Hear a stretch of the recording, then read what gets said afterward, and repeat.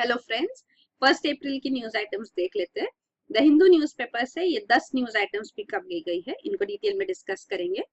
पहली है 1900 Indians under scanner for Panama links.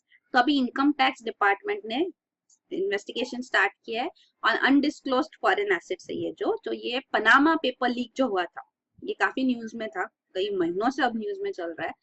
तो यहाँ पे अराउंड 400 इंडियन नेशनल्स पे already income tax department investigation कर रही है। इनके नाम तो सामने आए थे, अब है और जो आए हैं नाम वो है 1900 इंडियन ओरिजिन पीपल है, तो पीपल ऑफ इंडियन ओरिजिन है। तो इनके जो फाइनेंशियल एसेट्स है यहाँ पे अराउंड 3000 कंपनीज है पनामा में, इनमें इनके फाइनेंशियल इंटरेस्ट है, तो वो सामने आ रहा है। इसमें प्रोमिनेंट एक नाम आ रहा है, वो है विजय माल्या का।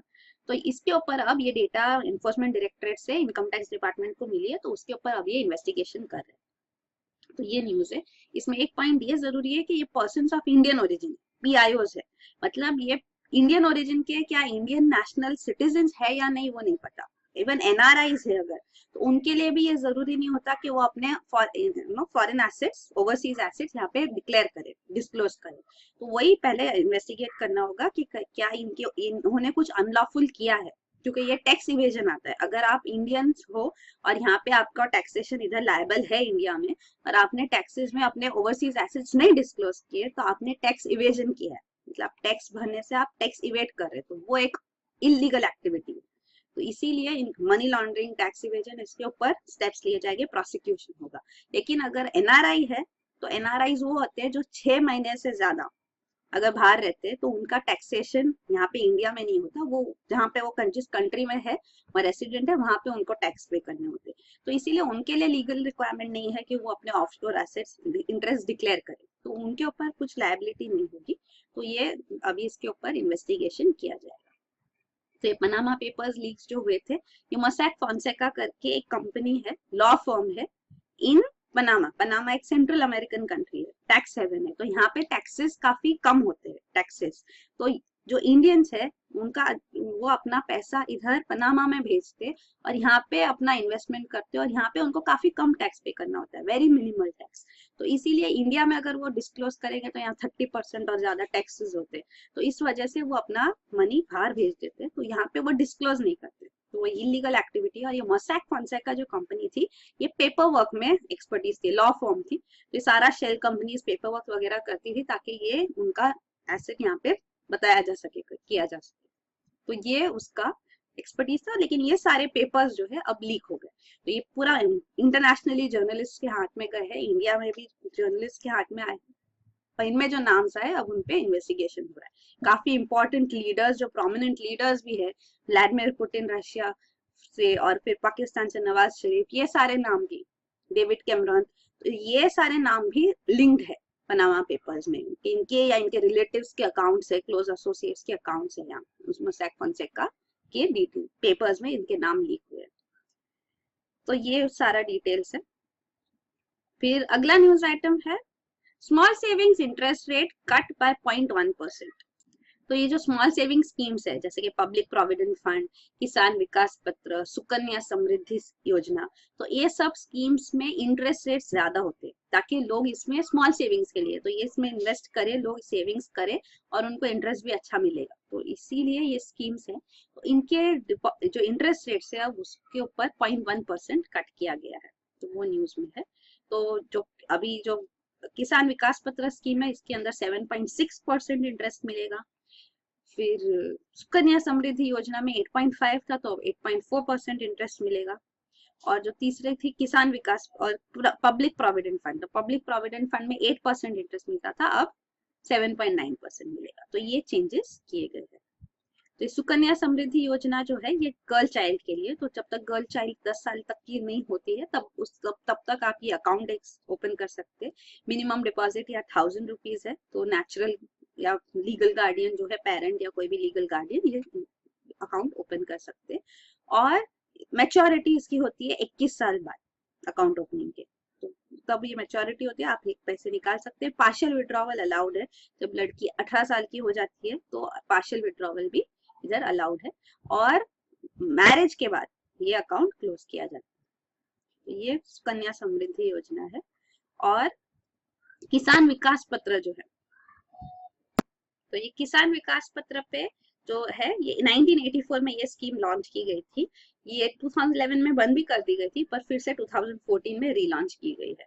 तो इसके अंदर भी ये स्मॉल सेविंग स्कीम है, आप कोई भी इसके अंदर इन्वेस्ट कर सकता है, और इसके अंदर टैक्स लगता है, इंटरेस्ट जो मिलती है उसके ऊपर टैक्स लगता है। तो इसका मतलब इनकम प्रूफ भी चाहिए कि 10 लाख या ज्यादा पैसा अगर डाल रहे तो इनकम प्रूफ भी चाहिए होती है। मिनिमम इसमें भी लिमिट 1000 रुपीज है, अपर लिमिट कुछ नहीं।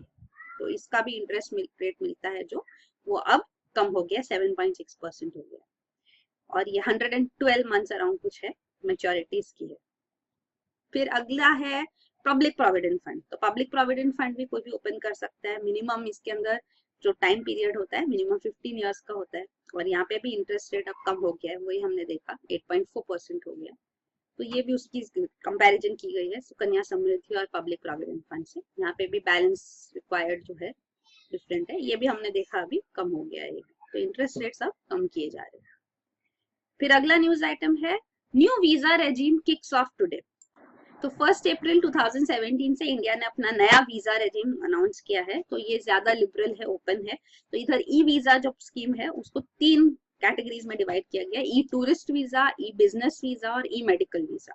तो इसके अंदर अब जो है वीजा आप कब अप्लाई कर सकते हैं, तो उसका विंडो फॉर एप्लीकेशन जो है वो भी बढ़ा दिया गया है। मतलब आप 120 दिन पहले भी ई वीजा के लिए अप्लाई कर सकते हैं, पहले 30 डेज पहले ही था। फिर इसका पीरियड भी, ड्यूरेशन भी इंक्रीज किया गया। आप ई वीजा पे 60 दिन तक रह सकते हैं, पहले 30 दिन ही थे। और डबल एंट्री भी अलाउड है। ई टूरिस्ट अब ई बिजनेस वीजा पे डबल एंट्री अलाउड है, ई मेडिकल वीजा पे ट्रिपल एंट्री भी अलाउड है। इवन 2 नए वीजा, नए कैटेगरी वीजा के अनाउंस किए गए, इंटर्न वीजा और फिल्म वीजा। तो ये भी इंट्रोड्यूस किया गया। फिर अगला न्यूज आइटम है notify HIV hit children as disadvantaged group, Supreme Court. तो ये सुप्रीम कोर्ट ने स्टेट गवर्नमेंट्स को 4 हफ्ते का टाइम दिया है कि आप नोटिफिकेशन इशू करो, जो उनको मैंडेटरी है इशू करना under RTE, right to education act जो है उसके सेक्शन 2D में है कि स्टेट गवर्नमेंट्स को एक नोटिफिकेशन इशू करनी होगी कि जो बच्चे, कौन से बच्चे डिसएडवांटेज ग्रुप को बिलोंग करते हैं। तो ये जैसे कि रीजंस कास्ट है, social, cultural, linguistic, geographical, gender, ये सारे बेसिस के हिसाब से वो डिसएडवांटेज ग्रुप के अंदर बिलोंग करते हैं, ये उनको नोटिफिकेशन से बताना होगा। तो HIV हिट चिल्ड्रन जो है उनको काफी डिस्क्रिमिनेशन फेस करना पड़ता है एडमिशंस में भी। अगर एडमिट हो जाते हैं तो उसके बाद उनको अलग से बिठाया जाता है, सेग्रीगेट किया जाता है, या अगर बाद में पता चलता है तो उनको निकाल दिया जाता है स्कूल से। ब्रीच ऑफ कॉन्फिडेंशियलिटी होती है, मतलब उनकी डिटेल्स, आइडेंटिटी रिवील की जाती है, तो वो भी अलाउड नहीं है। तो ये सारे जो होते हैं, कई बार केसेस ये भी सामने आए कि उनको टॉयलेट क्लीन करवाने, ऐसे काम करवाने लगाए जाते हैं HIV पॉजिटिव चिल्ड्रन जो स्कूल्स में होते हैं। तो इसीलिए ये प्रोविजन जरूरी है कि HIV हिट चिल्ड्रन को डिसएडवांटेज ग्रुप करके आप नोटिफिकेशन निकालो। तो ये जो नाश फाउंडेशन ने पिटीशन फाइल किया था सुप्रीम कोर्ट में, उसके ऊपर ये ऑर्डर आया है। और वो कह रहे हैं स्टेट गवर्नमेंट्स को कि अगर आपने नोटिफिकेशन, सबने नहीं निकाला है, थोड़े स्टेट्स ने नोटिफिकेशन इशू किया है, तो अगर नहीं कर रहे तो ये रीजन बताओ कि क्यों आपको लगता है कि जरूरी नहीं है नोटिफिकेशन लाना। तो ये गवर्नमेंट का, सुप्रीम कोर्ट का ऑर्डर है गवर्नमेंट के लिए, स्टेट्स के लिए। फिर अगला न्यूज आइटम है industries pollute Ganga, grossly pollute Ganga. तो ये ग्रॉसली पॉल्यूटिंग इंडस्ट्रीज है, GPI। तो ग्रॉसली पॉल्यूटिंग इंडस्ट्रीज का डेफिनेशन भी है वो इंडस्ट्रीज जो 1 लाख लीटर से ज्यादा वेस्ट वाटर एंड और या साथ में हजार्डस केमिकल्स रिलीज करती है, डिस्चार्ज करती है, तो उसको ग्रॉसली पॉल्यूटिंग इंडस्ट्रीज बोलते हैं। तो काफी सारी ऐसी grossly polluting industries Ganga river के अलॉन्ग है, और इनमें से मेजरली जो है वो उत्तर प्रदेश, उत्तराखंड में लोकेटेड है। और इनमें से, इनके ऊपर 1 साल तक सेंट्रल पोल्यूशन कंट्रोल बोर्ड ने सर्वे किया, और इस सर्वे में पता चला है कि अराउंड 30% ये जो ग्रॉसली पॉल्यूटिंग इंडस्ट्रीज है गंगा के अलॉन्ग, वो नॉर्म्स को फॉलो नहीं कर रही है, रूल्स को फॉलो नहीं करके। तो इसमें से मेजरली जो है वो टैनरी कंपनीज है, जो ये लेदर टैनरीज जो होती है, तो वो कंपनी सबसे ज्यादा पोल्यूटिंग इंडस्ट्रीज है। और इसीलिए अब ये जो है national mission for clean Ganga, उसके अंदर भी ये पता चला है कि 80% ये इंडस्ट्रीज यूपी और उत्तराखंड में लोकेटेड। तो ये न्यूज है। फिर अगला न्यूज आइटम है इंडिया में भी hit by US trade review. तो US ने अभी ट्रेड रिव्यू अनाउंस किया कि वो करेंगे। मतलब US का जो ट्रेड रिलेशंस है, जैसे India 9th largest trading partner है USA का, तो इंडिया और यूएस ट्रेड में भी इंडिया का ट्रेड सरप्लस है। तो ऐसा क्यों है? 26 बिलियन डॉलर्स का हमारा ट्रेड का सरप्लस है गुड्स में, ट्रेड इन गुड्स में। इवन चाइना के साथ तो बहुत ज्यादा यूएस का डेफिसिट है, 347 बिलियन डॉलर्स का डेफिसिट है। तो इसीलिए वो ये जानना चाहते हैं कि ये इतना डेफिसिट क्यों है ट्रेड में। तो ये country by country, product by product report prepare किया जाएगा 90 डेज में, मतलब 3 महीने में अराउंड ये किया जाएगा, रिपोर्ट आएगा। तो इसमें इंडिया के ऊपर भी रिव्यू होगा, ये ऑब्वियस है। तो यूएस प्रेसिडेंट डोनाल्ड ट्रम्प ने रिसेंटली इंडिया का नाम तो नहीं लिया था, पर कहा था कि काफी सारे केसेस में, जैसे एग्जांपल एक दिया था कि 100% ड्यूटी लगाई जाती है on high and high powered motorcycles. जैसे इंडिया में हार्ले डेविडसन ऐसी हाई एंड मोटर बाइक्स जब इंपोर्ट की जाती है तो उनका प्राइस डबल हो जाता है, मतलब जितने की वो बाइक है उतना उतना ड्यूटी भी लगता है, 100% ड्यूटी लगता है। तो इतना हाई ड्यूटी क्यों लगाया जाता है, वो उन्होंने क्वेश्चन किया। तो अब वही है, तो ये रिपोर्ट में इंडिया पे भी इफेक्ट होगा, तो वो ऑब्वियस है, हम देखेंगे जब न्यूज में आएगा तो हमको पता चलेगा। तो 3 महीने में ये रिपोर्ट बनाई जाएगी। तो वही ये जानना चाहते हैं कि ये डेफिसिट यूएसए का क्यों है, क्या चीटिंग हो रही है, या ये ट्रेड अग्रीमेंट्स ऐसे है जिस वजह से यूएसए को नुकसान हो रहा है, या तो ये जो है डब्ल्यूटीओ रूल्स है वो फॉलो नहीं हो रहे, एनफोर्स नहीं हो रहे, इस वजह से हो रहा है। तो वो ये जानना चाहते हैं कि टैरिफ बैरियर्स है कि नॉन टैरिफ बैरियर्स है कि स्टेट सब्सिडी दे रहा है। तो ये कंसर्न्स यहाँ पे सामने आएगी, तो ये रिपोर्ट आएगी। फिर अगला न्यूज आइटम है core sector growth slows to more than 1 year. तो ये 8 कोर सेक्टर्स है, इंडेक्स ऑफ इंडस्ट्रियल प्रोडक्शन जो है उसके अंदर ये 8 कोर सेक्टर्स होते हैं। तो इनका वेटेज जो है टोटल इंडस्ट्रियल प्रोडक्शन में 38% है। तो ये कोर सेक्टर्स पे इंपॉर्टेंट है, ये प्रीलिम्स में पहले भी सवाल आ चुका है और आगे भी सवाल आ सकते हैं। तो कितना वेटेज है इनका, क्योंकि बेस ईयर 2004-5 है आईआईपी का, और ये 8 कोर सेक्टर्स कौन से आपको पता होना चाहिए, तो यहाँ लिस्ट किए गए हैं। इनका इंडिविजुअल वेटेज भी बताया गया है। तो मैक्सिमम वेटेज आप देख सकते हैं इलेक्ट्रिसिटी का है 10.32%, सेकेंड आता है स्टील, फिर थर्ड है रिफाइनरीज, तो वही है, क्रूड ऑयल बाद में आता है, रिफाइनरीज देन क्रूड ऑयल, तो ये आपको पता होना चाहिए। फिर कोल है। तो ये 8 कोर सेक्टर्स के ऊपर सवाल आते हैं, कौन सा मैक्सिमम कंट्रीब्यूटर है, ये तो वेरी इंपॉर्टेंट है, इलेक्ट्रिसिटी। सो ये 8 इंफ्रास्ट्रक्चर सेक्टर्स का ग्रोथ न्यूज यही है कि ये 1 साल से ज्यादा लो पे गया है। तो ये मंथली इसका रिव्यू आता है, तो हर मंथ का क्या डेटा फिगर है वो याद रखना जरूरी नहीं है, पर जो फैक्ट्स है ये स्टैटिक कंटेंट जो है ये उनका वेटेज, उनका कॉन्ट्रीब्यूशन वो जरूरी है। फिर अगला न्यूज आइटम है infra deficit to take 2 decades to bridge. तो ये फाइनेंस मिनिस्टर कह रहे हैं कि इंफ्रास्ट्रक्चर डेवलपमेंट में डेफिसिट है इंडिया में और इन्वेस्टमेंट चाहिए, और एटलीस्ट 20 साल लगेंगे इसको कवर अप करने को हमको। तो अभी जो है यूरोपियन इन्वेस्टमेंट बैंक ने 450 मिलियन यूरोस कमिट किया है, तो वो यहाँ पे लोन देंगे, मतलब लो इंटरेस्ट पे ये लोन्स होते हैं डेवलपमेंट प्रोजेक्ट्स के लिए। तो ये सस्टेनेबल ट्रांसपोर्ट और रिन्यूएबल एनर्जी प्रोजेक्ट्स के लिए, तो सोलर प्रोजेक्ट्स अक्रॉस इंडिया यहाँ पे उनके लिए ये कंसेशनल लोन्स मिलेंगे। Even Lucknow metro European investment bank इसमें भी कंस्ट्रक्शन में लोन दे रही है, तो वो यहाँ पे कमिट किया है उन्होंने। तो ये उस बारे में यूरोपियन इन्वेस्टमेंट बैंक दुनिया की world's largest multilateral public bank है, तो वो है, और ये क्लीन एनर्जी प्रोजेक्ट्स को फाइनेंस करती है। तो यही है, इंडिया में भी ये कॉन्ट्रीब्यूशन आएगा यहाँ से। फिर अगला न्यूज आइटम है new way to fight drug resistant superbugs. तो ड्रग रेजिस्टेंस जो है ये एक मेजर कंसर्न हो गया है। तो एंटीबायोटिक्स फंक्शन नहीं करती, तो फिर और बेटर नई एंटीबायोटिक्स की डेवलपमेंट की जरूरत होती है।